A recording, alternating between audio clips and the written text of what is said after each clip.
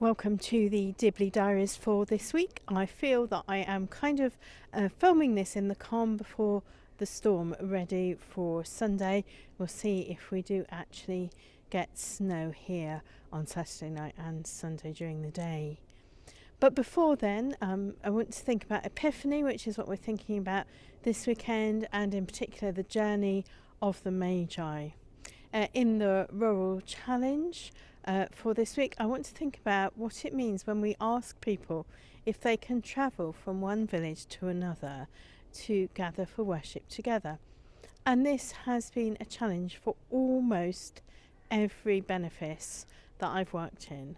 And it's a really interesting question. Why do people find it such a problem to be asked to move from one church to another church to go and worship?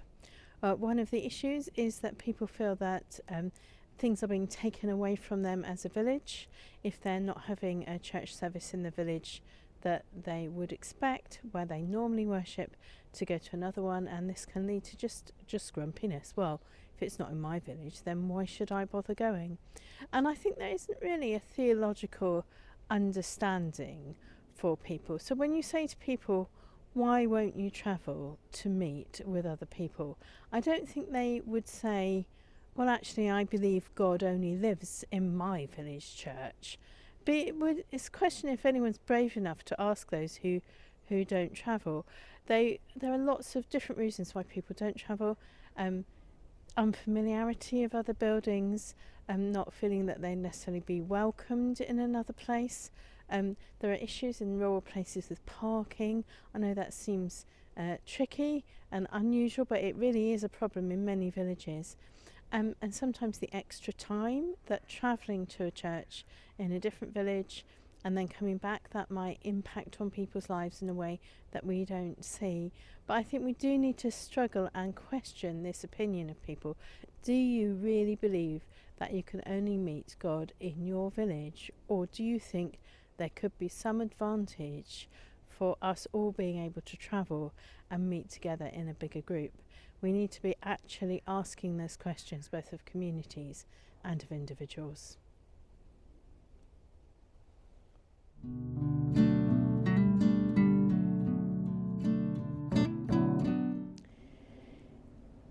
In this week's Thought for the Week, I've been really thinking about the Magi and the journey that they took and what they packed with them. I've been really thinking about what that means, and I'll kind of explain why I've been thinking along those lines. When we travel as a family, we almost always travel hand baggage only. We like to travel light, we like not to be burdened with things. It does mean that we have discussions before we go, if we're flying, of who's taking the toothpaste, who's taking the insect repellent, who's taking the sun cream, so that we can have our liquids bags split up between us and we can take what we need. We don't know what the Magi took with them very much, apart from we know they took gold, frankincense and myrrh. That we know that was part of their luggage. We don't really know that there were 3 of them. There were just 3 gifts. We don't really know how they travelled. We assume they travelled on camels. They might not have, but maybe they did. And we don't know that they were men, because the Magi, the word is not gendered. And we don't know if they came by themselves or if they brought a servant. Maybe they had one between them, maybe they had one each. What would those people have brought with them? What were they doing? Were they travelling by themselves? Were they travelling really, really light on the journey? Now, earlier in the year, quite a bit earlier in the year, I was organising a pilgrimage for some people. We went on a long journey, quite a way away. But we had to travel light. We didn't have much luggage space. And that was really interesting. People had to decide what they needed to bring on the pilgrimage and what they didn't need to bring on the pilgrimage. What were people going to leave behind and what were they going to bring with them? Later on in the year, one of the people who'd been on the pilgrimage, who's a doctor, was talking in a service and saying how she felt that actually pilgrimage is good preparation for the journey of dying for people, because You put down things, you put down what you don't need, you leave things behind that you don't need, and you go onwards, journeying through your journey of dying to meet with God. So she felt it was very good for people to practice this by going on pilgrimage, by actually having some time where people put down the things that they don't need and go and meet with God. That is a good practice for us being ready to undertake the journey of dying. And I was really struck by that thought. I thought that's really, really interesting. And that's, I think, why I've been thinking about it this week, because in some ways that's what the Magi did. They put down everything they didn't need and they came to meet with God. I mean, they had to go back a different way because they were not going back via Herod's house. But they had made that big journey to meet with God, and then they came back again. Again, one of the things which is a continual theme through the stories that we have at Christmas and Epiphany is that we don't know whether the Magi knew what had happened to Jesus. We don't know if they lived that long. We don't know if they heard the stories from far away of what Jesus' death and resurrection would mean. We just don't know. But what we do know is that they had made this great journey where they had to leave behind what they had were used to.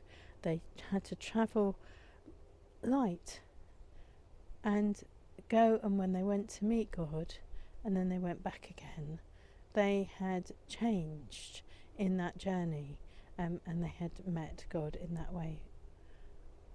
So it's a challenge for us. How do we do this practicing for this journey of dying? How do we find time to put things down and to go away and to meet with God? Maybe it's on a pilgrimage, maybe it's just a day, maybe it's just a day retreat where we put down the things that we have which are bothering us, which are troublesome for us, or which we actually really like, but we need to put them down and journey and meet with God in that day as a practice expedition for our journey of dying.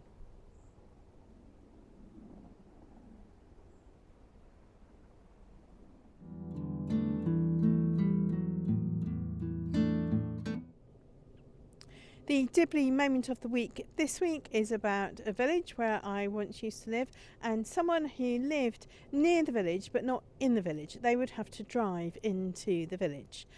This person would drive into the village one way, in one direction, and then they would leave the village in a different direction, like the Magi.